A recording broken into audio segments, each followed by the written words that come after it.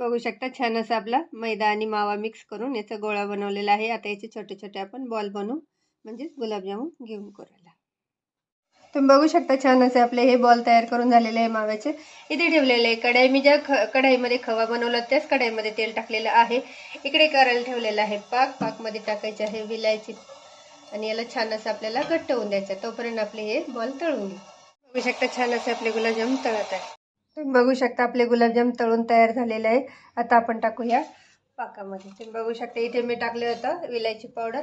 आता हे सर्व गुलाबजाम आपल्याला पाकामध्ये टाकायचे आहे आणि याची आपल्याला 1 तास, जोपर्यंत आपला पाक मुरत नाही तोपर्यंत 1 तास तर लागेल. त्यामुळे आपल्याला या पाकामध्ये 1 तास तरी वाट पाहावं लागेल आपले गुलाबजाम कसे झाले ते. तर भेटू 1 तासानंतर.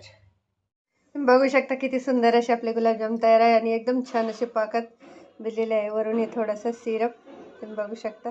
तुम्हाला मी एक तोडून दाखवते. एकदम मस्त असे आपले हे बघू शकता किती सुंदर असे आपले हे गुलाबजाम झालेले आहे.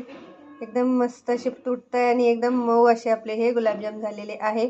तर तुम्हाला अशा पद्धतीने माझे मावा गुलाबजाम कसे वाटले नक्की कमेंट करून सांगा. शेअर करा, सबस्क्राईबर करा, शिल्पास किचनला लाईक करा.